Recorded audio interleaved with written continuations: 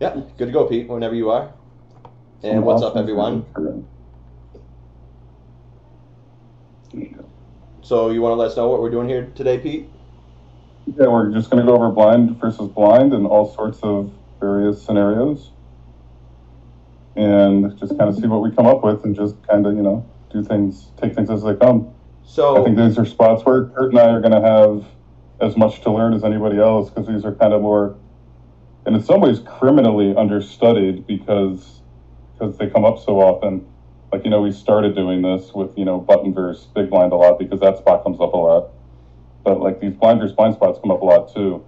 And what makes them a little trickier to study is population's strategies tend to diverge more. Like in a lot of other spots, like people's strategies kind of tend to coalesce around generally the same sort of thing.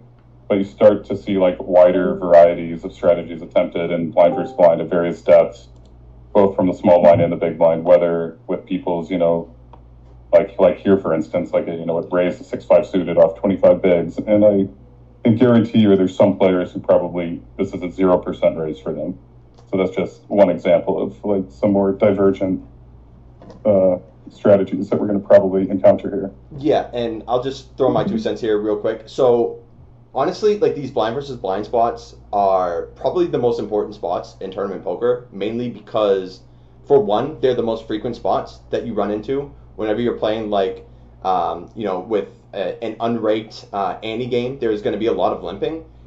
So these spots come up very frequently, and what makes them so difficult is that we have the widest ranges when we're blind versus blind. So whenever we're dealing with, a massive amount of hands that can be in both players' ranges, it's always going to be harder to put somebody on a specific hand and take specific actions because ranges are so wide, essentially. So that's why these spots are really difficult. And one more little tip I was going to add there. Brain farting already. Yeah, I guess we can just kind of go from there. And one more thing that I wanted to do, Pete, before we actually look into a hand, I think we should check out what the actual ranges are, because another thing that I wanted to discuss, and Pete kind of brought up quickly, is that I don't think the population really plays either pre-flop or post-flop the way the solvers are teaching us. So I think it's at least important for us to see what kind of ranges we're dealing with from both players. And the part I was going to add that I kind of brain farted on was that we really have to loosen up our defense ranges because ranges are so wide. So we're going to be forced to kind of be in some uncomfortable situations where we're either going to have to call down a little bit wide, we're going to have to value bet a little bit wide, and all this comes between having really wide ranges here.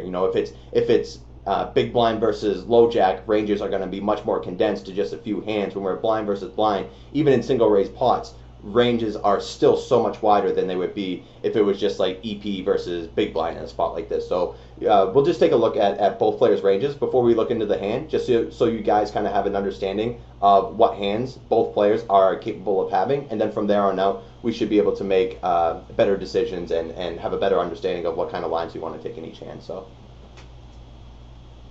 how do you want to approach that? You want to just look at, like, open the sim right away, like I have here, or... Yeah, I just want to see. I want to see both players' ranges. So, since this is this a limp ISO pot? This is no. This was a single raise, small blind raise, 6-5 suited, off 25. Okay. Which, as I was saying, is already something that a lot of people probably aren't doing. So you can see it's mixed.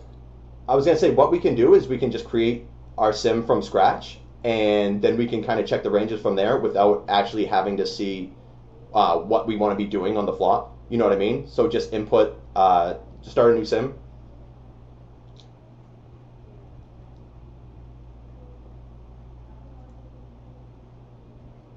Wonder if this is gonna, since we have 2 tabs open, it might give us trouble. Yeah, that's what I was kind of curious about. And I've actually never done the pre-flop tab here either. Yeah, it's a little different. Okay.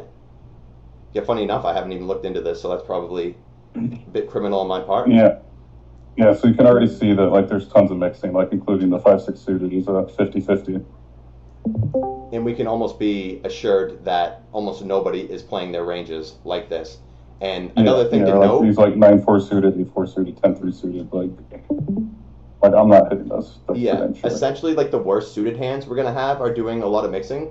And you can also see that we're only folding here 14% of the time, which is something of note as well. So you guys just have a bit of an idea how wide we're actually supposed to be either limping or raising in the spot.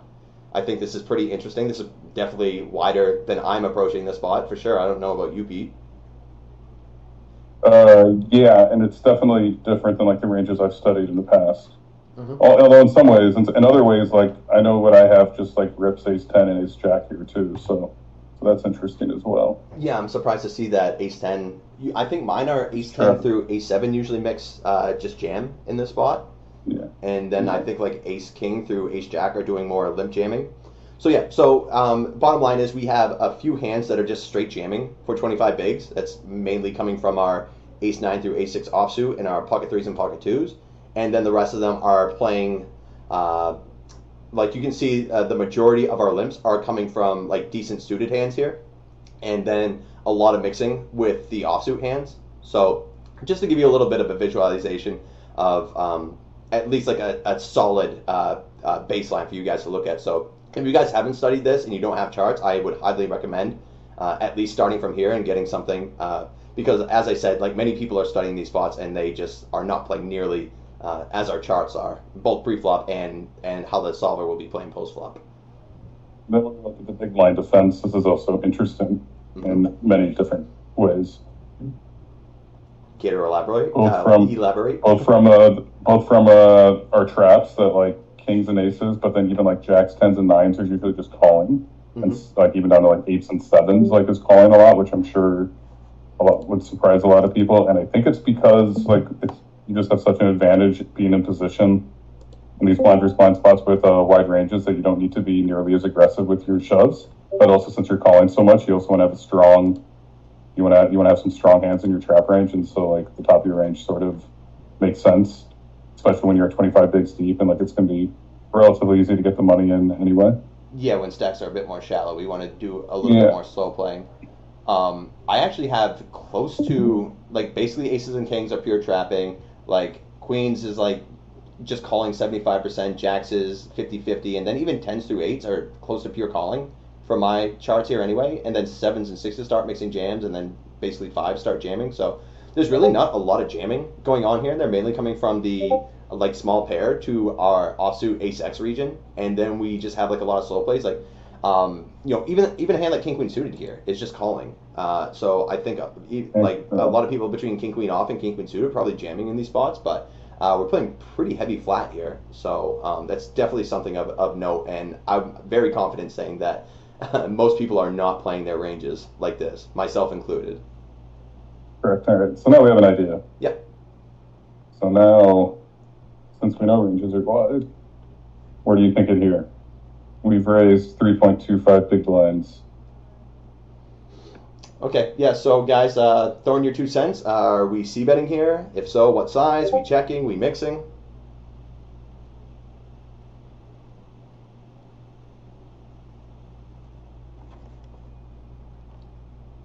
Pretty quiet in the training sessions tab, huh?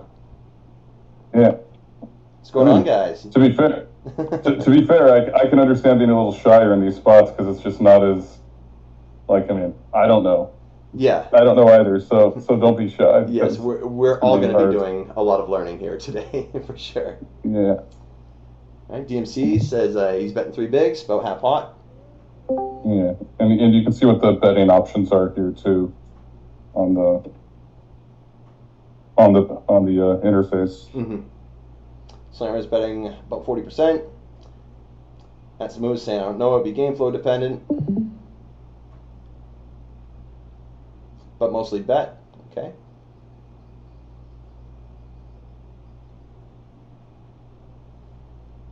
Oh, all good, Found and Flood. That's fine. Just happy you're here. So, good luck today, by the way. If I was running as hard as you, I wouldn't be taking a day off either. So, good luck. Vamos. Yeah, third pot from Found and Flood. Yeah, we raised from the small blind here, so. Slammer, I'm usually pretty aggressive in the blinds because a lot of times nobody has anything. I'm very profitable by being aggressive. Yeah, I think you're always going to be making more money by being overly aggressive than overly passive. So I don't disagree with that. Definitely true. Most of the time, you don't win by folding. Do you ever win by folding? Final tables. Oh, true. Good point. Yep. That's a move. I bet big with my strong hands here. Yeah. Always a good strategy. So, Pete, do you want me to throw my 2 cents in first, since you're kind of leading the charge here? Yeah, whatever. Go ahead. So, I think the first thing we have to recognize is how good this board probably is for us as opposed to our opponent. Now, obviously, we see some traps with aces, kings, queens, things like that. So, but overall, I think we're going to have all the ace kings. We're going to have all the pocket eights here, all the pocket jacks. So, yes, our opponent has some of these hands as well, but this board in general is going to be pretty good for us. But it's also a bit on the wet side, so I would say we probably do some mixing here, mixing both small sizes. What's up? Pointing out, we don't have all the ace kings here. FYI. Yeah, this is actually trapping ace king a little bit more than my charts. And kind of another thing I wanted to note too is that I don't think people are going to be slow playing enough. So even though, I mean, just in terms from playing against Odin, I think we probably can't bet this board as aggressively as we would if we were playing against people who are probably jamming more of their like king queens and things like that. And so, but most people, I think we're going to be able to get away with a small or a big bet here against randoms as opposed to Odin. But this hand isn't really worth too much, but this board is also pretty good for us. So I wouldn't mind if we were going to bet. I'd probably bet third pot here. But I think it's not like so good that we can just pure bet here either. We could also delay bet as well. But so if I was gonna bet, I would go third pot with this hand. I don't think it's really strong enough to be betting for a bigger size. Yeah, I think that's probably right. My sort of first instinct was that if we're going to bet, it's going to be a bit for a bigger size, just because we have like no interaction with like his non-paired floats. So like there's going to be turns that we can like put a lot of pressure on those types of hands that are going to float.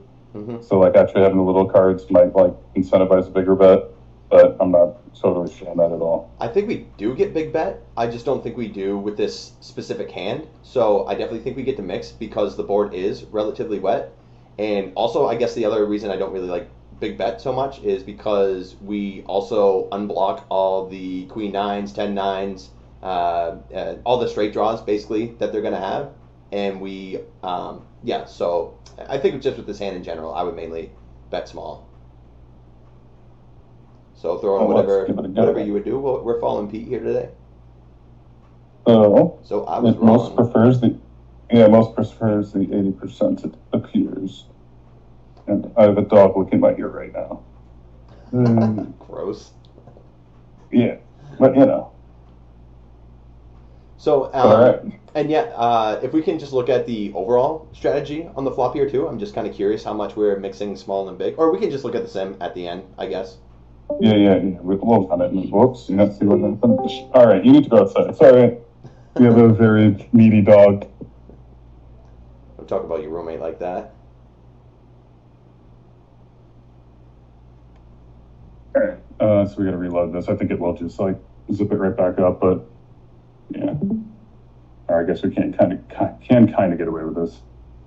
And it seems like a pretty minty card to continue. We probably want to Don't make give it things away. geometric. Let the community answer first, and we'll throw in our 2 cents. Of course. So, yeah, what are you guys doing here on the turn?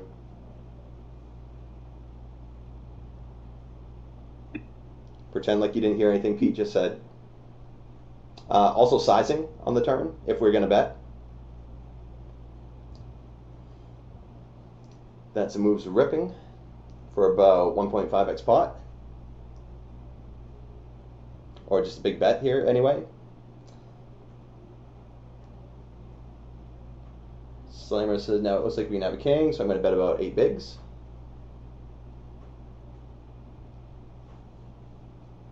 Can look like we have a lot of things here, really. A lot of draws out there. We're trying to rep a king, that's for sure. But our opponent can still definitely have some strong hands here that aren't ace-queen, I guess, so doesn't have the absolute nuts. And strong draws that are always going to continue versus pretty much anything. Right. I would say. Found a flush. I like that. Cement moves play. Not sure I would do that, but I like it. Okay. Video keeps booting you. It's running all right for me. I don't know about you guys. Yeah, I don't know what that would be. DMC's jamming.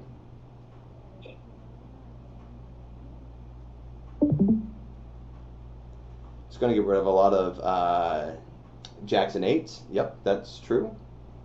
At least jacks and eights that don't have some sort of flush or a straight draw to go with it. Like the jack 3 of hearts is probably folding. The 8-4 of hearts is probably folding. So, yep. Oh, DMC's check calling now. Okay. All right, so I'll throw my 2 cents here. Yeah, I think you're right, Pete. I don't think this hand's like strong enough to be check jamming, and it's also pretty weak here overall. I don't think it's doing like well enough to just be check calling in this spot. I would rather be check calling like some sort of pair with a draw here, or like essentially like our ace 3 of diamonds here, maybe even a queen 7 of spades here, something that has a little bit more equity. And maybe a tad more showdown. So I think this hand kind of prefers getting immediate folds if it can from like those hands Slimer was saying, like the jacks and the eights that don't really have any backdoor straight or flush draws to go with them that are going to fold immediately. So we get a pretty big win there. So I would mainly be betting here. I think all in is a bit ambitious because there's definitely hands that are going to snap us off that we are just in terrible shape with. And we can kind of bet smaller and jam certain rivers here as well. On certain runouts, so I would probably bet either 50 or 66%, somewhere around that region.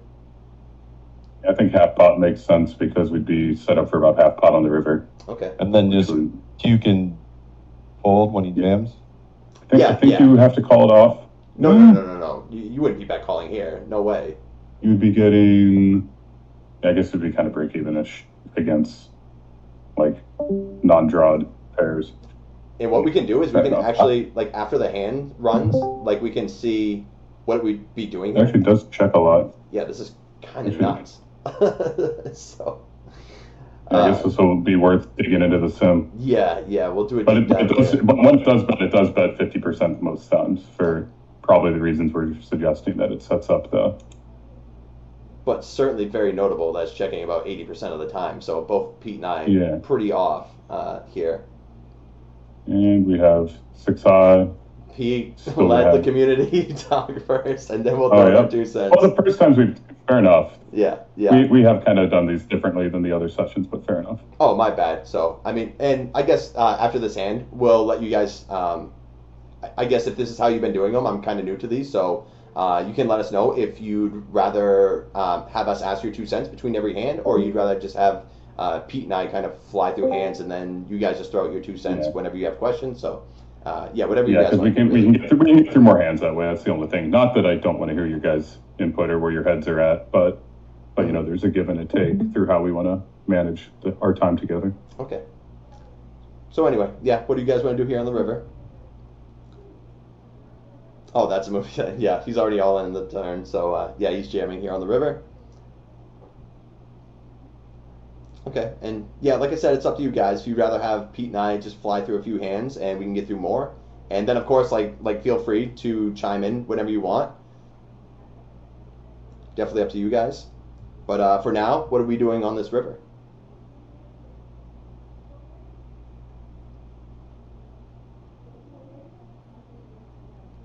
Yep, Slammer's jamming. That's a move's jamming.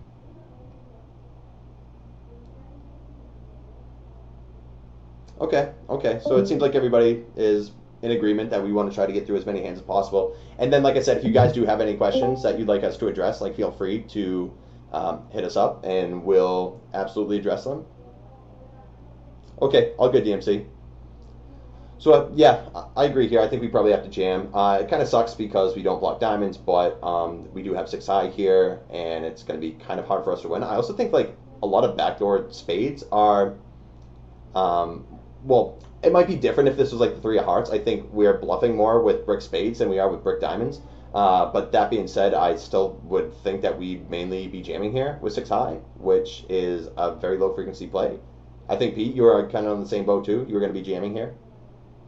Yeah, we have 6 high. He's still gonna have a lot of hands that have to fold. Like the 7/8s or 9/10s or whatever that like are always gonna call turn, and then probably always gonna have to fold river. So, so I think he has enough hands, and we don't interact with like any of those cards.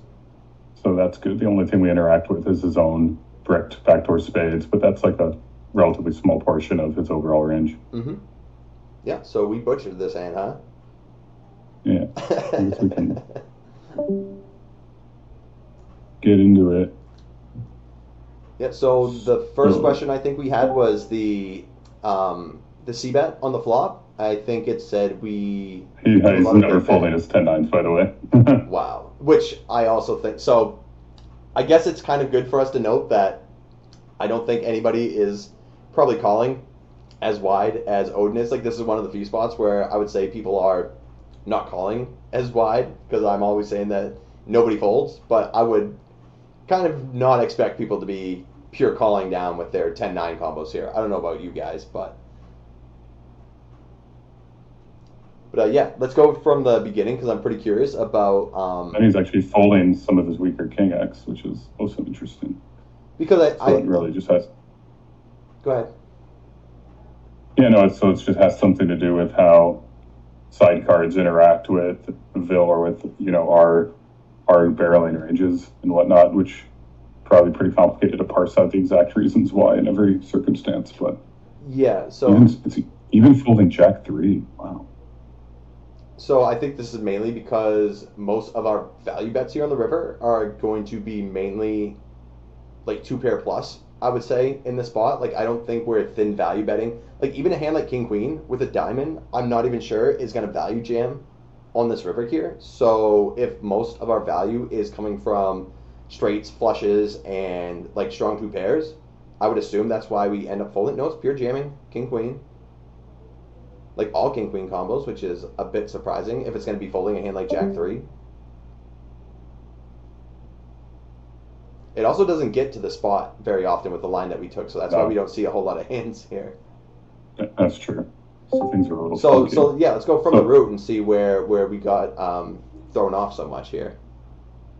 Yeah, so it starts with preferring the bigger bet. The 7.5 seems to be when we bet. I guess we want to start there. Yeah, that's a chunky bet.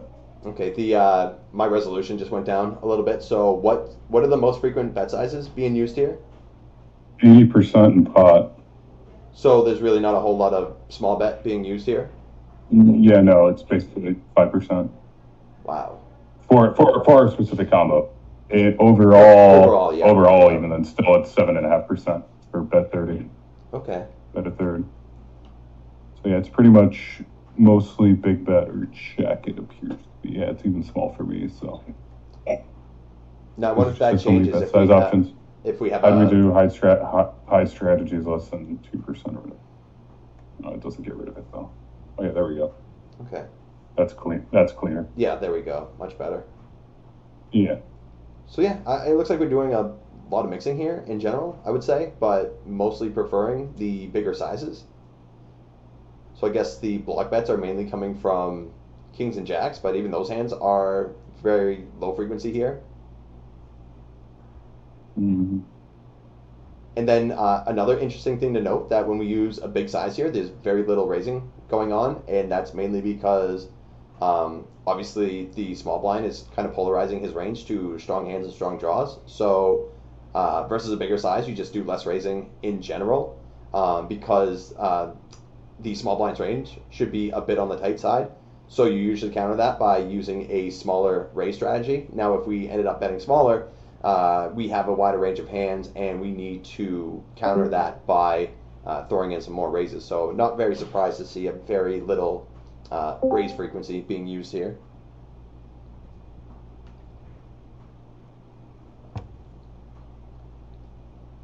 So what did Odin call, by the way? But in our, I don't know. Yeah, I'm curious. Correct. Oh, yeah. Owned. So okay, so let's go to the turn and see what we're supposed to do. Since we did even versus like the small bet, said we're supposed to be checking pretty heavily. He shows a big sizing. Yeah, so I'm just curious what they want to do here, because if we're just checking, I'm kind of curious what our turn action would be. So then when you use the bigger size and you turn the flush draw, you can just slam it in. Okay. It's interesting with the diamonds, it doesn't.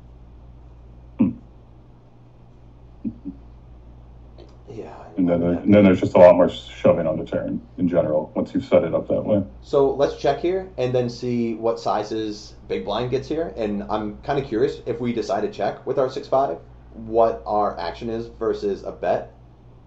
Okay, so this is why it's kind of okay with checking, because mostly big blind, if they're going to be betting, is betting a size that we probably can still check call. Although I'd be surprised if we don't mix some check fold with our combo here. Nope, pure calls. Wow. Which, this is gangster. Bring what? So, all right, that's interesting. I was thinking of are there any leads. And then I wonder if we get any donk leads on this 3 diamonds I think here. I've changed like 3 diapers. I would assume probably. Yeah, Yeah, 6-5 of spades. Even our 6-5 of spades, then just supposed to, which makes sense because if you're check calling it first, 6 high, you better have some plans to win the pot at least some of the time where you don't get your hand. Does Carter know he's coming in pretty well right now? I can hear you on the thing, dude. oh, my bad, forgot. Classic Carter. So yeah, interesting that we get some donk jam. We also don't get to this river this way very much either, so that's why we don't have a whole lot of hands in our range. So yeah, pretty interesting here. We got wrecked here, Pete. Yeah, anyway, let's move on because we spent about 30 minutes on one hand. Yep, that's so fine. Yeah, He's fucking good at coaching. I heard that too. All right, now we're in a limped. Now we're in a limped pot, 40 bigs. These are the spots that come up the most. I would guess 1 big blind makes the most sense here. We have 7 high. We turn a lot of stuff. He has a capped and extraordinarily wide range. So I wouldn't say his range is capped here. He's gonna have a shit ton, a 6x here. Oh, I meant in terms of his like having 2 and kings those sorts of hands. And yeah. Obviously, can have some 6x, but I think like the 6x, like the amount of 6x that both of us have is pretty neutral. Yeah, probably, but we are also out of position, so I think we might do a little bit more checking here than we may think. I think this hand is definitely like good enough to start betting because it does have like we turn backdoor open enders here with a 4 or an 8. So and we also have 7 high. So I'm just kind of curious what our overall strategy is on the flop, but we'll go through the hand first. Wrecked. So I guess we get to check that one out real quick. I wonder if we're meant to float with the backdoor possibilities. Probably no. If we had suited hands, we get some float. A little bit. I mean, not enough where we can justify it being a thing. So I'm more curious what our c-bet frequency is on the flop. I would assume it's relatively low, but no, still betting 36% of the time. Yeah, and everything's just mixing for the most part. Okay. Nothing's really pure, including all of our 6x. And I guess the question is when we check and then they bet whatever their most frequent size, which is probably one big blind. And what's her floating range? How much of the might get some check raise with our hand. So then like the 5-7 is just check calling with all that equity, with all the backdoor equity. So I don't know about you guys, but are you pure check calling here with the 7-5 off? Like I would probably end up actually mixing in a little bit more check raise because I just wouldn't think that this hand has enough value to just pure check call. But I got wrecked there for sure. Yeah, never missed the whole 7 high call. But this is very indicative of how like wide we need to be defending when ranges are so wide, because our opponent's just gonna have so many hands here too. So this is.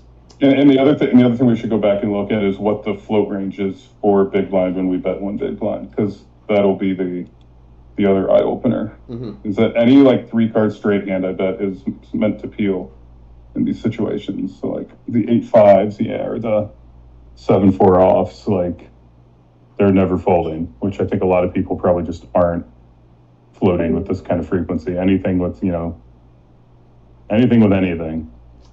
And then like your queen highs are just like calling for value because they're going to beat a lot of the bluffs in these very wide spots. Yeah, so we're always hitting the minimum defense frequency, I would say, especially when ranges are so wide. So we can essentially only fold 25% of the time here in accordance to the pot. So we really have to stretch to find some kind of uncomfortable calls here. So I'm going to assume that most population is not defending 75% of their range on this board. Like, are people defending the Jack 9 offsuit here? I'm not quite sure, but Are you? I'm not quite sure of that either. So I know that if I'm in the middle of a session and this spot comes up, most of the time I'm just going to be like snap folding and not even thinking about it. And but so I think this is very good to. Yeah, so I think the most important thing to note here is that we always need to reach our minimum defense frequency here, and essentially we are going to be forced to call 75% of our range with the price that we're getting here. So we need to call one big blind to win 4 bigs, which means we can only fold 25% of our range here. And with ranges so wide, we always have to stretch to meet that minimum defense frequency. So we're going to have to call with some pretty uncomfortable hands in this spot. So like this should give you guys kind of an idea, like the 9-8 offs, the 8-7 offs, all these hands are defending here versus one big blind. So yeah, we have to be defending pretty wide, pretty uncomfortably in these spots. Otherwise, our opponent can just basically close their eyes and bet one big, and we're just going to be overfolding. Which, in all fairness, almost everybody is. So don't feel bad if you are too. Yeah, but these are the spots where you are gonna find some. There's an edge to be found in these spots where you're already forced to put money in. So you're never gonna like get like a positive win rate in the blinds, but you can fight and like try to get back some. Mm-hmm. And these are going to be the spots where you can get it back the most frequently for obvious reasons, because it's 2 wide ranges that are battling without, especially in the limped spots where like no further money has been put in. Right. And this is honestly like one of the best things that Odin has for us, because when it comes to a PO solver, like ranges are so wide and you have to put in so many different numbers that these spots take forever to solve. So the fact that we have Odin where we can just battle these spots over and over and over, I think this is actually the most advantageous part to Odin, trying to get these spots down packed, because if you guys are playing these spots even somewhat competently, then you're going to have a big edge on the field just with this one spot alone. Indeed. I have a question. Sure. Are you basically, what you're talking about with the MDF there and those rates, mm-hmm. is this going to change if your effective stack sizes, let's say, are 20 big blinds and we're, 3 tables left in a big field MTT? For sure. Yeah. That some ICM will be coming into play where like you don't, and like how to calculate that like precisely, like I know I said the more art than science thing yesterday about something else, but it's sort of the same thing where like, you can kind of start doing ICM calculations now with some of the newer calculators for multiple tables left, so you can sort of run them and get an idea. But yeah, you will not just be like trying to hit your MDF once ICM starts becoming relevant to your decision making. Yeah. All right, so we have a limped pot, 15 big blinds, Jack deuce in a spot where the big blind should never have ace X. But like some of his weaker floats are also going to include a deuce from like the weakest portions of his range. Some ace X, if I had to guess. I don't know what Odin's ranges are, but I wouldn't be surprised if like ace deuce through ace 5 suited are in their range, or at least ace deuce through ace 4, and then maybe some trapped aces. So I think it would be kind of relevant to see what we're checking back here. Like, I think it's good to have at least a little bit of ace X in our check back range here, so we can defend on these boards, because if we don't have at least a little bit, then we're just going to get smashed on these boards every single time. So call. Oh yeah, the suited stuff checks. Interesting. I guess it makes sense. More playability, yada yada yada. And just giving us a little bit of ace X in our range here. So, but for what it's worth, it's not trapping aces here. Maybe it does that at 10 bigs. I'm not sure, but No, I think once you get that shallow, it's just, maybe at 10 it does, but we don't have 10 on Odin, so. Yeah. This is the shallowest it gets. Anyway, so yeah, good point that there is some A6. But with our weakest jack, but the counter argument would be that the deuce unblocks like some of the weaker floats with like the queen 8 or whatever. So maybe it is better to throw a bet out here when we still have the range advantage. Like he has some A6, but we definitely have more A6 than he does, I would think. Although we're probably shoving a lot of that ourselves. Let's go back one. Yeah, we still have more though because we have all of these traps at the top here. And then again, So for what it's worth, I think when you guys are actually playing in game, you can probably play your value a little bit more face up because these traps aren't going to work as well because our opponents are not going to be isolating and jamming as wide as Odin is. So we might be a little bit less incentivized to be trapping with the top of our range here, where Odin might be. So just a little thing to note there, I would say, like the traps aren't going to work as well if your opponents aren't isolating either wide enough or, I guess wide enough in general. If they don't have the bluffs, they're just raising with their good hands, then trapping's not going to work as much because the times where they isolate with their 9-6 offs, their 8-4 offs, you're not going to be able to limp jam against those because they're just going to be checking them back too much. So what do you think the play here though is with our weakest jack X, but perhaps it actually, I don't know what relevance the deuce comes into play to determine whether checking or betting is more. It'd be the one I would bet the least because it has the least amount of value, but I would still roll here for sure. I think betting or checking are fine. I mean, this hand doesn't need a ton of protection. There's like a lot of better jack X it's going to call. So this would be the one I would bet the least, but I would still probably mix it like 50. And because it's your weakest jack X, or mainly I think. Because I think the counter to the argument is that when the deuce doesn't actually interfere with much of his floats, you'd actually makes it a better bet than like a jack 9 or whatever that, I don't know what 9x or jack 10 let's say.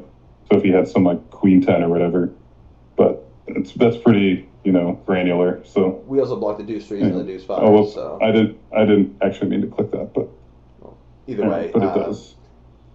Yeah, this is. It's sort of hard to make mistakes in these spots too when you have a pair. And okay, moving on.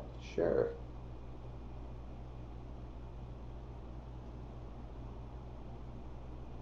ISO 6.3 at 50. I don't know if you guys are doing this or not, but it definitely gets in there. Yeah, I know it. Once it gets to this depth, I'm missing them with these sorts of hands. That I think I start getting maybe a little too linear. That I still miss these like, and I'm not entirely certain why. It's hard for me to find these at 50 compared to at like 20. But I guess the same logic still really applies. Yeah, ranges are still super wide here. Yeah. And then on this board, what are you thinking once we've ISO'd? I mean, our hand's kind of worth ass, so if we can just bet small and take it down, that's kind of a big win. But it also kind of sucks because we can't really continue on almost any turn card. Like, we have no equity that we're going to turn here. So I can definitely see us either betting small or checking. Now, if we had a diamond, I would be betting a lot more high frequency. But I think with this hand, I would probably likely just check. Like, he's still going to have a fair amount of king X and like queen jacks and 10-9s and stuff like that. Backdoor spades, flush draws, like so many hands that he's still going to interact with here. Like, he's not going to have kings and queens or 9s, but he's still going to have like king 9, queen 9, jack 10, bunch of king X, queen X that's not folding. So, I don't think I would bet this combo very high frequency, but if we had a diamond, I would probably bet a lot more high frequency. Yeah, I agree with just giving up, and like all his hands that we're going to be able to get to fold, we'll be able to get to fold on like turns and rivers most of the time anyway, like his 7-8 of hearts or whatever. So like, and otherwise, like when he check calls, we just like don't have any like further plans. So I think checking is probably optimal, and we just have absolutely nothing working for us on this board. Classic, that's the move, one big blind. So it is pure checking, huh? Yeah. All right, I thought we might get like 20% bet or something like that here, but it is pure checking. That's interesting. Yeah. No, just wrap it up. Sure. Yeah, so I would assume we probably get some bet here if we have the 6 of diamonds or three diamonds, and then it's just going to pure give up with hands like this, or at least look to bluff turns of rivers. Can't go wrong with the one beaver, right. huh? Yeah. All right, moving on. Sure. We have a 50 big blind single raise spot. Okay. Small blind raised. We call from the big. He overbet, and Wow. I think we have a very clear decision. Now, I really want to see what What the range is. Oh, yeah, absolutely. This is crazy. I'm not seeing anybody do this, by the way, guys. So Even watching 10Ks or whatever. yeah. Like the high stakes stuff. It ain't happening. I've literally never seen this. Yeah. I was just gonna say I missed it. What was that pre-flop action there? It was raised from the small blind, 3.5 big blinds, and call from the big blind, and then the small blind just bet 125% pot right out the gate. Yeah, no, I definitely not seen that. Yeah. No one's really nailing this one. Even probably most of the best players in the world probably aren't nailing this. So Even Michael Adamo. Yeah, that's why I'm so curious to see what our overall strategy is here. It seems to be okay. I'm trying to see. It seems pretty value heavy, TBH. Yeah, there is a Just lot kind of random. a lot of protection that needs to be had on this board with the Yeah. flush draws and a bunch of straight draws that are out here. So I guess they just really want to push their equity for the most part. King's pure checking. What's that? Pocket Kings pure check. No, they're mixing some small bet. Yeah. So sets are really like small betting or checking here mainly. And then a lot of the big bets coming from the strong kings. Do you roll here for 6 different sizes? No, I roll here for third pot and maybe 75%. But I have not introduced the overbet in this spot yet. 2, So this 3, is 4, 5, pretty 6, awesome. 7 sizes plus a check. Yeah, so we need to break 100 down by 8. Oh, man. I rolled a 13 here, so that's all right. Good Sorry. luck even remembering the sizes. Yeah, right. All right. So definitely And of relevant course, this is all- information to see that we get some overbet here, though. This is crazy. Yeah, no, for sure. And I mean, you can kind of understand why it makes sense because at this stack depth, Big Blind probably never has slow plays with his best hands when facing a raise. Mm-hmm. So again, we can. Weirdly enough, the part of that range that's the weirdest to me is the king queen and the king jack offs. That just bomb it. Just bombing top pair here, which is kind of weird to me. Well, you got to I mean, think. you can understand. Sorry, Pete, but any 4, 6, 7, spade, diamond can all drastically change the value of that hand. So it's likely the nuts on the flop. So it's gonna charge you as much as it can. It really doesn't want you floating the gut shots without flush draws that you're probably peeling for smaller sizes. So it's pretty gangster, I'd say, for sure. Here we are pure raising with 10s plus. Yeah. So no real traps. You guys throwing in Oh, I the mean, 9 deuce suited. What's that? So you guys throwing in the 9 9 deuce suited for the 3-bet? Yeah, I've never missed this spot in my life. Oh, this is awesome. Yeah. I always wonder how they pick those specific hands. How does the sim pick 9 deuce over a jack deuce? There's the same amount of straights, right? What am I missing? It probably has to do with what the small blind's strategy is and how it interacts.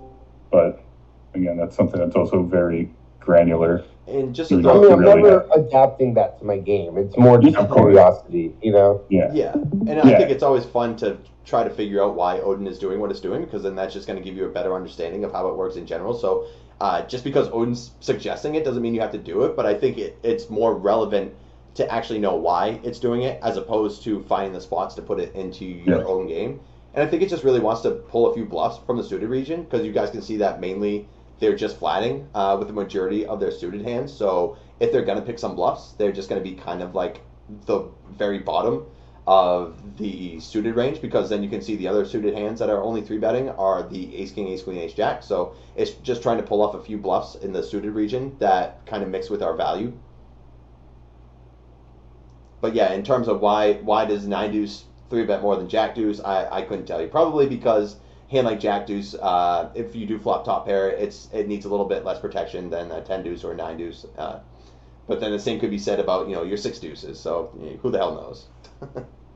Yeah. Anyway, what else did we want to look? We just wanted to look at what this overbet range was, and then that was that. All right, moving onward. I think that was one of the more interesting spots I've seen in Odin in weeks, probably.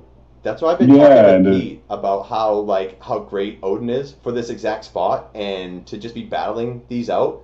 Because literally, Pete and I have already looked at his 125K score, and one of the few spots, and it wasn't even a big pot, it was like a 3 big blind pot or something like that. He just made kind of a tight fold, and just from that, we were like, okay, like this is such a great opportunity for us to be doing more work, not only like in our free time, but to be doing it with you guys here, because not only are we not nailing these spots, but we can be assured that most of the poker community is not nailing these spots. So if we can at least be somewhat competent in these areas and kind of build a somewhat decent strategy around this, then we're going to have a pretty big edge on the field, I would say. Indeed. In such a common spot too. So what was this? So this is already interesting. 4 point. This was raised blind versus blind, which is something that isn't, from what I know, from what I understand. Mm-hmm. Small blind's supposed to be like 100% complete at 100. It's supposed to be 100% call. Same. So I'm gonna guess that this is already like a low frequency play that we're seeing. Let's check the range real quick. Yeah. Yep. Because I think my charts are essentially the same. I don't think they start raising it, or I think they stop raising first in at like 60 or 70 bigs. Yeah. I think it's 75. I still have some, but okay. Well, Odin is definitely playing a different strategy than what Kurt and I are used to. And if you had your BBZ ranges, or I had my super secret ranges, that I got a very stern warning. That's why I hopped off. That's the move yesterday. I saw the we thought you may have been killed. Yeah, no, I just accidentally hung up and was like, well, I guess it was the end anyway, so it just bounced. But anyway, so yeah, this is interesting that there's a bit of a divergence. And it's good to be aware of this then too, because there's some of your opponents are going to be looking at the same stuff, and they're going to be, this is what they're going to base their strategy off of. So this kind of looks similar to it's actually good for me to see, because I'll often, if I see someone raise, let's say in that spot where I think it's supposed to be 100% call, I'll then just default assume that they're a fish. So it's actually humbling to see that there's another approach where like raising whatever it is. I mean, it's still only 11%, 12%, but that just because I see someone do that doesn't necessarily mean they're just blindly clicking around. Right. So that's actually, this is good. The bottom line is, the deeper we are, the less incentivized we are to kind of blow the pot when we're playing out of position when ranges are super wide. So you guys can at least take that into mind. This actually looks pretty similar to my 50 big blind ranges, if I had to guess here. So anyway, so with the hand we actually have played, once he checks this board and we have king, queen, no backdoor, I would think we probably just basically always want to check. We still have a little bit of showdown. We have turns that we can continue on, and obviously, yeah. I agree. This hand's too strong to bluff and doesn't really have much playability if we do get check raised.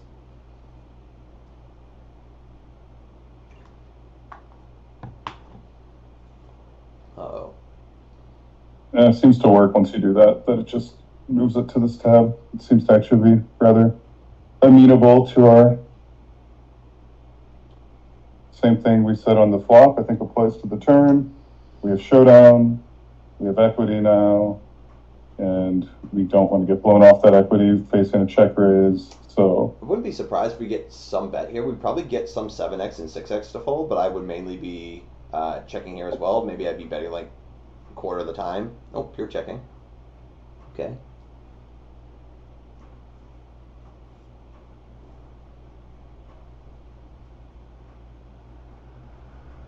And we shove it down. Yep. At this point. Might still have the best hand slammer. Nope.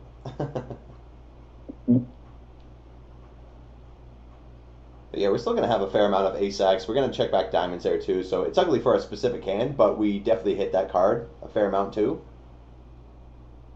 30 big blind limped pot is our next battle. Okay. I think we could go either or here. I think it's either check or one big blind here, probably. Yeah. And I think if we do check and we face a one big blind bet, we have to be prepared to continue. I actually think we probably might introduce some bigger bet sizes here because of how wet the board is. Yeah, these are spots that I know that I just kind of guess on in terms of like when to size up in these limped pots. And so yeah, I guess that's all I got to say is that I'm kind of flying blind here. So you have any further thoughts, or should we make a decision and see what it says? Well, you're the man with the plan here, Pedro.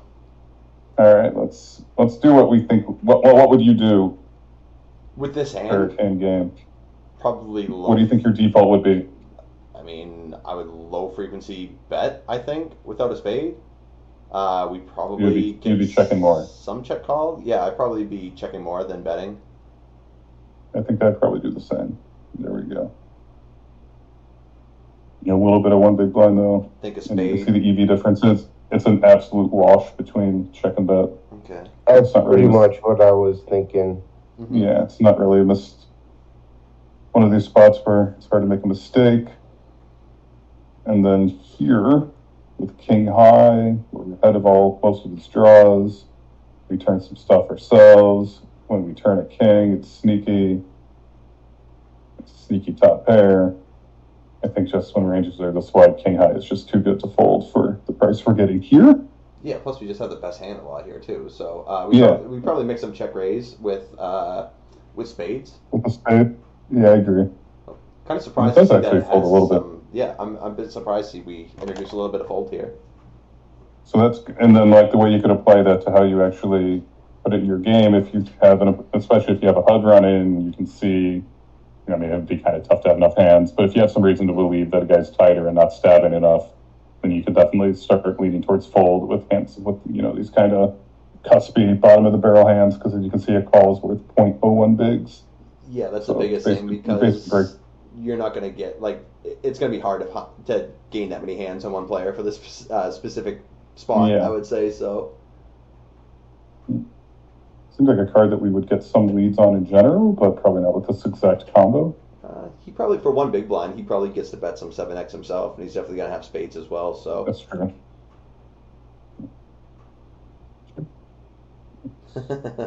I agree, the Rhodesian.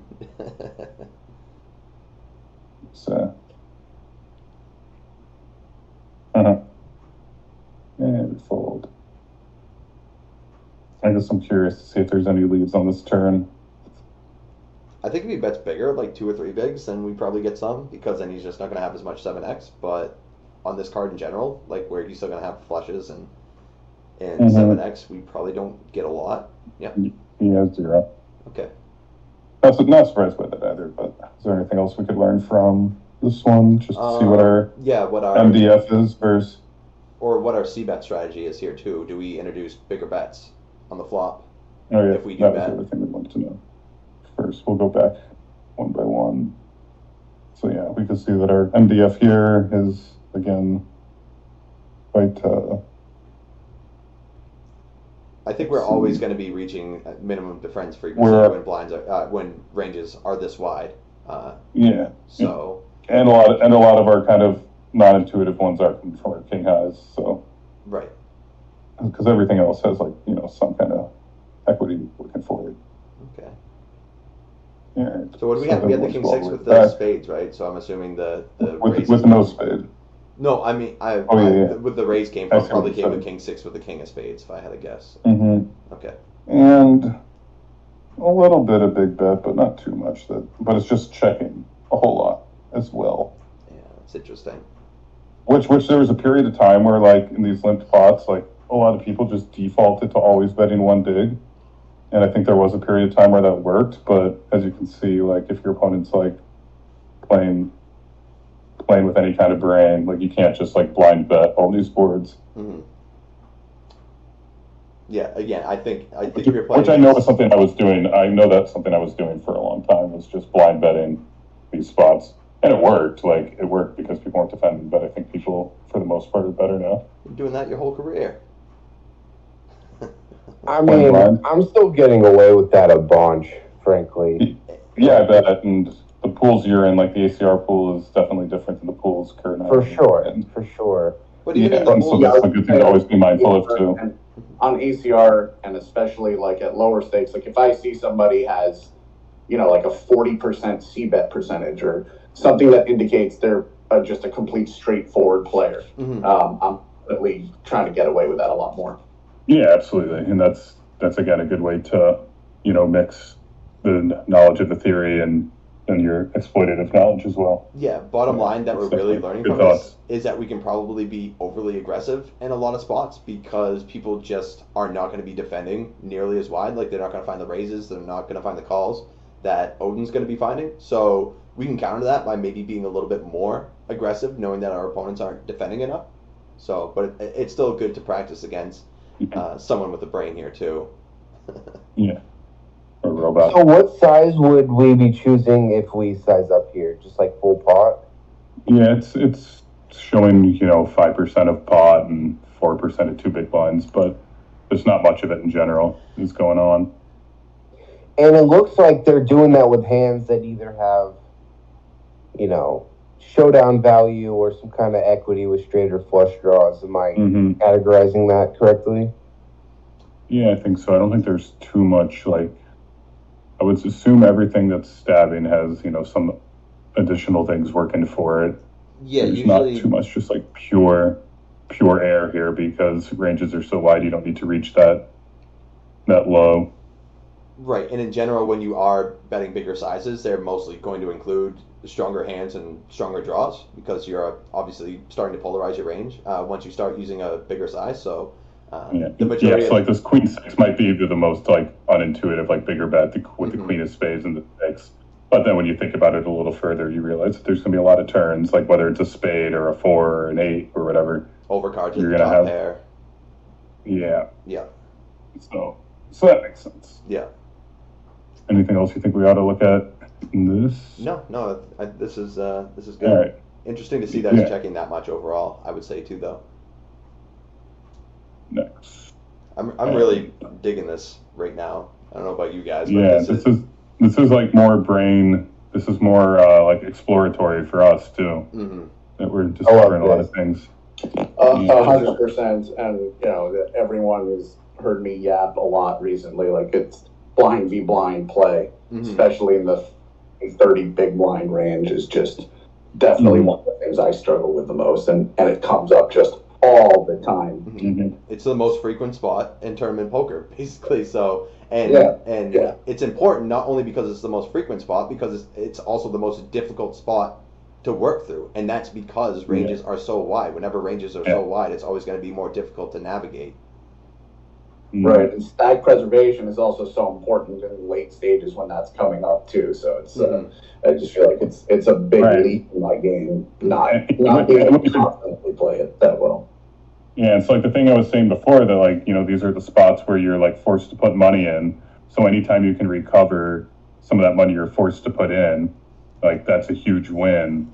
And it's going to be in these blind versus blind spots where you're going to have that opportunity the most.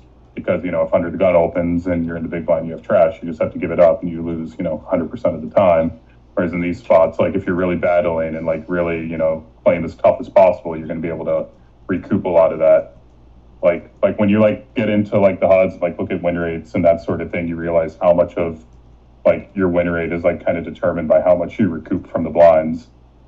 And so, yeah, that's what makes it so important, both the frequency with which it comes up and like the opportunity it presents to you in order to, keep yourself afloat. Because obviously, like winning a 3 big blind pot, like doesn't feel like a huge win, like in the micro, but in the macro, it like adds up, and like that's sort of how you keep your stack afloat. How like you can, because people always complain, oh, I'm always losing all ins, yada yada yada. But if you have 30 bigs instead of 20 bigs, and then you have 10 bigs left after getting sucked out on, then you have 10 more bigs to like give you a shot in that particular tournament. Mm-hmm. And so the people who complain a lot, who just kind of play tight and like then get it in good and lose, like they never take into account that they've let their stack dwindle because they haven't been fighting. And so that's why these sorts of spots are so important. Yeah, you don't hear a lot of aggressive people complaining about how bad they run and how they're never getting any hands, do you? It's always the nits that are complaining about that stuff. Mm-hmm. Because they think that's like how they're going to win, but that's just, quite frankly, not how it works. That it's, you win because of these spots, because, as sort of cliche at this point, but everyone gets dealt the same cards. So it's in these, like, kind of more esoteric spots where we're going to, like, really be finding our edge. Mm-hmm. Anyway. For sure. Because, like, especially, for me, that's the big difference that's helped me run deeper, more recently, as somebody who wasn't necessarily making the deepest runs all the time, is just finding ways to scratch together a couple big blinds and keep your stack at a level where you're not losing tools in your arsenal at this point. It's in between those big hands. It's just, and so you win, like you said, you win 2-3 big blinds here, and what you've done is you've accomplished stack preservation for when the next blind level goes up. You haven't really appreciably lost position. You're still at 30 BBs. Mm-hmm. Precisely. Yeah, and I think just from a mindset point of view, like when you do then lose those big pots, you can shift it and be like, I'm grateful that I won those extra chips, so now I'm still in the tournament, so I actually still have more opportunities, rather than bemoaning your bad luck or whatever. So you can do that little switch too, where you actually then get to reward yourself for winning these things, just from the from the mental standpoint, where you so you won't tilt as much. You'll see it as like almost a win, that you're still in the tournament rather than being out. So anyway. Right. This is not the kind of game you want to get into if you're regularly feeling sorry for yourself. Right. Well, that too. That's something I think we all battle with from time to time. But oh yeah. All right. Here we have 6 high. We have a flush draw. He has an infinite amount of hands, and I think a 1 big blind bet probably makes all the sense in the world. It's a 30 big blind limped pot if it wasn't clear. Yeah, I think all 3 options probably make it in there here. Well, I might actually start sizing up on this board. We were just looking for those spots. Interesting. As normal, the mountain nailed it. Exactly. Well, I was mainly saying I didn't know if I'd introduce bigger size in this spot. I would basically say we can check, we can bet, or we can check raise. So I'm not sure if this hand is ever being played as a check raise, but I would assume it probably does a little bit. Getting a fold with 6 high, and then we can also turn extra equity with any 3 or 5 here for the straight draw to go with our flush draw. I'm guessing this is faulty logic, but is there anything behind maybe deciding to bet here because this is one of our worst flush draws? Or are we just always playing? Yeah, I mean, that makes some sense. Just if you're never planning on check raising for sure, because you have obviously 0 showdown with 6 high. Mm-hmm. So yeah, there's some logic there for sure. But I would guess it's actually, I'm going to be curious to see what percentage of flush draws it bets on the flop once we get into the sim, because I think that's a good thing to explore, how we want to approach our flush draws in these wide spots. I think there'd be a lot of mixing in general, but we'll check it out later. And then on this turn, not interacting with too much, I think we're going to want to put a very chunky bet out, with the intention of mostly then giving up when he calls again, because it's gonna condense his range so much. So I think pot or even overbet's probably gonna be the play. I think overbet's probably the play from what I've seen in these blind versus blind spots. Could be wrong. I don't know what you think, Kurt. I'll probably go 2/3 here. I think this because I still just have so many hands that are not going to be folding in this spot, and we have little room to improve. We're probably not going to be ahead if our 6 or a deuce comes, so we're literally just drawing to a spade. I think like a bear four is still going to fold to like 2/3, just as much as it's going to fold to like 1.25x. But yeah, I would probably mainly be betting here, but with this specific hand strength, probably around the 2/3 size. No, we're getting Smash 70% over bet. Yeah, no, you find these in these limp spots. I haven't done tons of work in these spots, but this is one thing that I've noticed, and the amount of work I have done is that it does, go for this over bet a lot. You're both right. Like, it's the exact same equity on the 2/3 and 1.5. There we go. But if you're getting the same return, I feel like 2/3 is probably the more optimized sizing here. Am I wrong in assuming that? I favor the overbet because I think people probably are actually then like it works in two ways. That like with some combos they're going to be too tight and fold too much, but then let me think about this because I have two competing thoughts in my head. Right. Well, you think? Why don't you give? And you go, Kurt. I was gonna say in general, I think the overbet makes more sense against Odin because he's gonna defend appropriately, but versus the population who's probably under defending, we probably save less money when they have those hands that they're never folding but never raising by just betting 2/3, and also we risk less chips with a hand that doesn't have a lot of showdown and a lot of chances to improve by just betting smaller and not investing so much money. So I would always say it's probably going to be a little bit more advantageous to use a smaller size if our opponents are over folding anyway, and then against the opponents who are really going to find like the wide defends and make life difficult for us, I think introducing the bigger sizes makes a lot more sense. And on this river, 4 changes, we have nothing. We're going to be barreling with like a decent amount of Queen X anyway.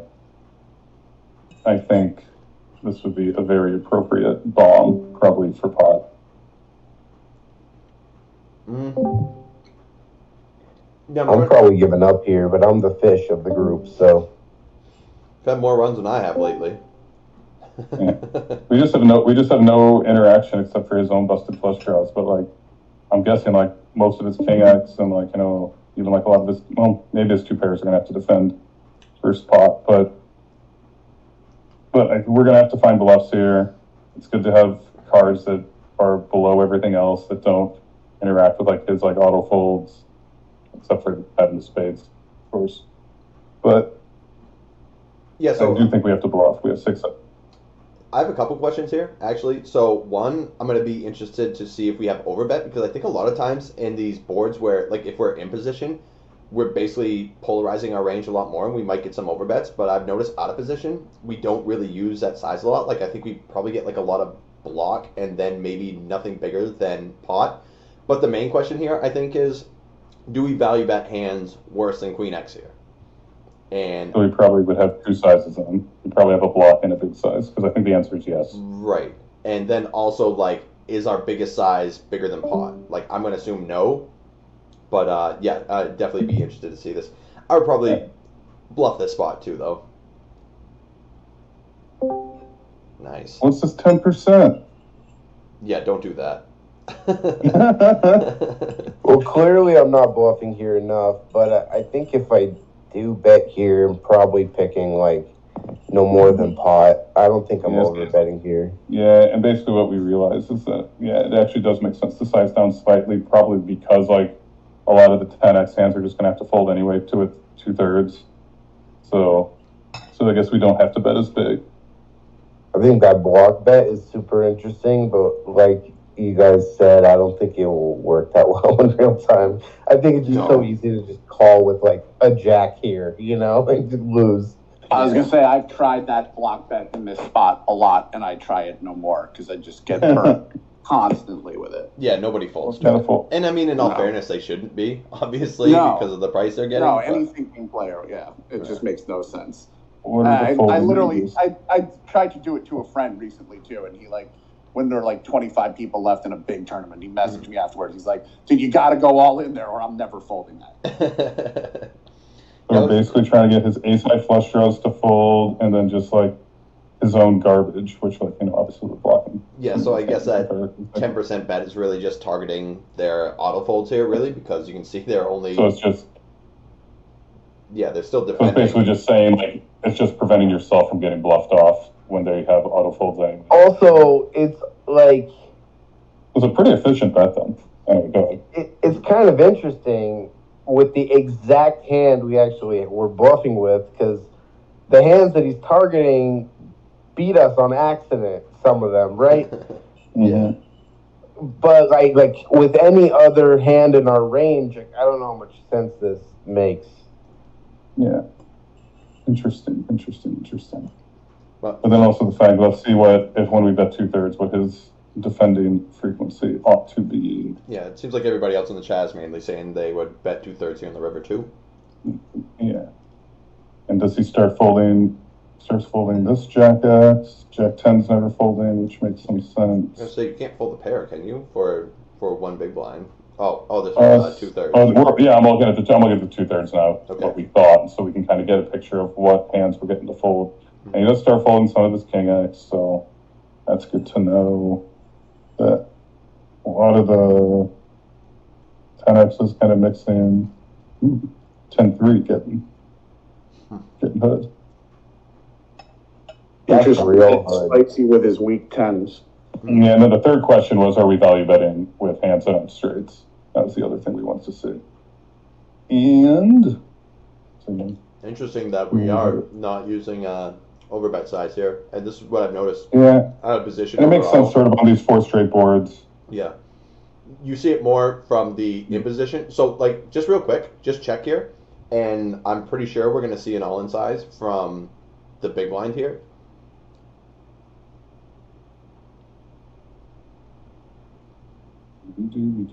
Yeah. So Bunches of it. So from what I've noticed in most of these sims, when we get these super wet boards, is that we really don't get this massive polarized bet when we're out of position. But when we're in position, it gets used a whole lot more. And apparently this is applying to blind versus blind as well. So yeah, pretty interesting here. So, then the third thing we wanted to see was what flush draws do on the flop, right? Mm-hmm. That was our third question.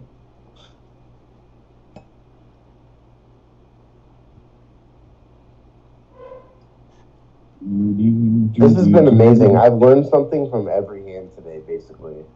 Yeah. Yeah. I think the biggest struggle is just to find out why we're doing the things we're doing. Like, usually we can kind of figure out why it's doing every decision that it's doing, but it's really a struggle to kind of put the pieces together when ranges are this wide for sure. So yeah. I think your intuition that, I was going to say his intuition that the weaker the flush draw, the more frequently you want to bet it, does seem to kind of be a generally good rule and good observation. Mm-hmm. It doesn't hold totally true that some of these bigger ones bet, and then like the ones that are just like doesn't, like the ace queen's just for value, like it's just nothing more than that. I don't think I ever even knew to click on the suits like that and change the runouts there. Mm. That's so useful. I can't even fucking believe I didn't know how to do that. There's a bunch I'm still learning from this that I haven't been using myself either. So I might actually just try to find a video where they kind of dive a little bit deeper into all the tools that we can utilize with Odin. So if you click the tutorial button right there, I've watched all the tutorials and they're pretty helpful. Also. There's a bunch. Whoops. There's some additional videos linked in the Discord as well. Yeah. I guess I lost your sim there. I always meant to join the Discord. I heard they have good stuff in there. Probably from you, Kenny. Really, the best thing from their Discord is to watch the bugs and discussions channels, because sometimes people will find sims that they just don't believe make any sense. And then the founders will come in and sort of like try to defend the thought process of why the sim results are the way they are. Mm-hmm. And like there's some pretty interesting discussions in there. And I find there's some of the more obscure Odin spots that, we don't normally come across every day. Mm-hmm. Yeah, I just posted a link to their Discord. And I was just going to say, if somebody could do that, that would be great. Yeah, there it is. I guess I just linked to the bug report section precisely, but I think you can navigate. They have some sort of Go ahead. Runout Explorer is something I definitely do not use enough, but I definitely should. Yeah, that's good too. I guess we lost the sim. That's my bad. Clicked on the tutorials thing and I can't go back. Yeah, this is what I watched. There's a sign to move on. When I first heard of Odin, and I just couldn't believe a tool like this existed. So I was telling, I had picked up some buzz at the World Series that this is what everyone was using now. They actually had a big billboard right outside the Rio for Odin. I saw that. Yeah, and then I like messaged Kurt about it, like thinking he might find it interesting, but not like mind blowing. And like within like an hour, he's messaging me like, "Whoa, dude, this is the best thing ever." He snap bought it, and I was like, "All right." Yeah, Kurt gets excited, I guess. Kurt doesn't get too amped up by too many poker related things, so. Yeah, and especially for someone who doesn't have the computing power. And everything like it's just so massive. It's such a great. I mean, it's obviously expensive, but it's a no-brainer. I use it all the time. It's honestly, I feel like sometimes I struggle when I actually am sitting down going through my own hand histories. I can spend 15 minutes on a hand looking at all aspects of it and how it plays differently with different things like that, and using all those tools. It's so easy to go down the rabbit hole. Mm-hmm. Does anyone here ever look at the aggregate reports? I've not to the point where I'd say I've like learned a lot, but I've fiddled around with it a little bit. I have not. I was just curious if anyone in the group finds it interesting. I think it's kind of like data overload for most people. Yeah. But it's real interesting if you're looking into something new. I mean, we can, if people want to just get a quick taste of what it looks like, I'll open it up really quick and then we can go back. So basically what the aggregate reports show you guys is like, it has like, I don't know how many different flops, let's say 100 different flops, and then you can order it by the flop texture and then see what strategies are based on, like you can group the strategies based on textures and that sort of thing. Mm-hmm. So we can do a single raise pot, 50 bigs, and we can make it, I don't know, button versus. You can blind versus blind right there. Since we've been talking about it. Yeah, and then we can look at in position. So this would be big blind play from 50 bigs. Click go to aggregate report. And they purposely make it take a while to load, so you can't use it in real time and look up flops, that sort of thing. And they make it and they even said that they made the design kind of purposefully clunky for the same reason, so you can't just like try to look for the right flop. And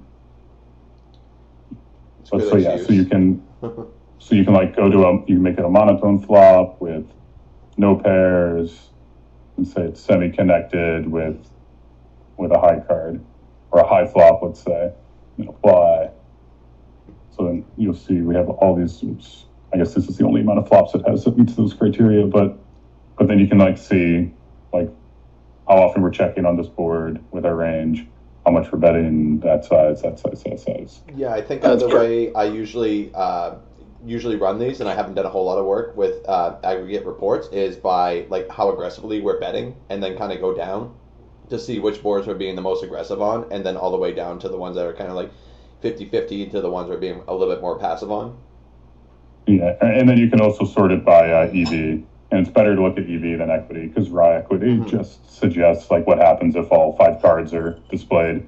But EV takes into account your fold equity as well. So so always sort by EV. So yeah, it's also then good to like see what the EV is on various board textures to see what's better. Kurt, that's exactly how I do it too. I like to set up a scenario and then sort of see like, you know, from a macro point of view, like what are the best flops for my hand? What are the worst flops, and so forth. Well, for my range, right? But How do you sort that? Because you said like which are the ones that you're most aggressive on. So are you sorting it by like the bet 800 frequency column, I would just sort it by check frequency. Just by check frequency, right? Because then that'll take into account every sizing option. Sure, yeah, that makes sense. I was just going to say with all these bet options, it's not really an option to do it with a particular size, but with the check frequency is probably the best way to go about that. Yeah, and so again, like obviously this is an intimidating amount of data, so like it's about getting like a kind of general picture, but to like actually like pull out like I don't know. I like to look for patterns in the flops, Right. like what types of flops are at the different ends of this list, and try to pick out why, right? That's sort of what I try to do when I drill these. But yeah, I didn't really want to sidetrack the session too much, but I just wanted to sort of see if anyone else found this interesting. No, it is interesting, and that's like the one tab I never played around with, but I've done work like in study groups with people who have, things like that are just set up by Excel spreadsheets.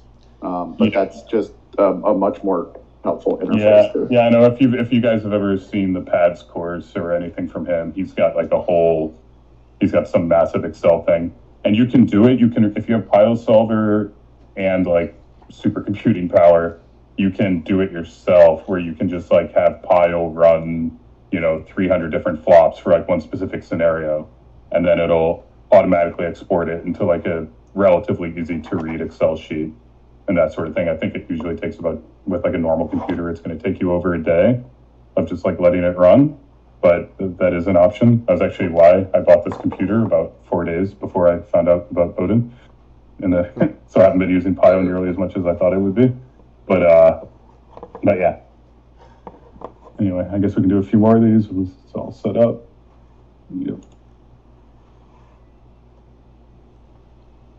Ooh, 3-betting the 9-7 at 100 versus the 4x. Gangster. This is esoteric. I'm doing this very little. Yeah, I've never done this in my life. I have in cash games, but like we're talking 300 big blind games, Right. I would guess once we 3-bet on this board where he has no sets, where neither of us really have any sets or really any 2 pairs, straights, or anything, we just get to choose a big size in here, which is probably a big size. Do you say small blind has no sets? They're not raising deuces, 4s, and 6s here? I don't think so. All right. Well, I guess that would be kind of relevant information. Yeah, we're still at 100 here. We are. So we can... Oh, yeah. Yeah, so it's just never raising. No sets, pretty much. Very low frequency, yeah. Yeah, so because of that, often it's a 9-7. Wow, we got a 6% 3-bet in there. Odin rolled. Yep, they rolled very high. Yeah, so I would imagine this favors a big bet then, just because we're going to have an overpair advantage and... Like, we're already polarized. Like, don't we have to continue a polarized story? Sort of, especially 100 bigs deep. Like, I don't think we really can size down here. Yeah, maybe that's just me, Yeah, no, I think you're spot on. So, on these low boards in general, when you're playing this deep, when you do decide to bet, like, for one, it's going to be... Like, we're still going to have an overall, like, strength advantage because he's just calling versus a 3-bet, so we're going to get to counter that by being pretty aggressive. But also, I don't think a lot of small bet ever really gets used in the spot either because it's just going to be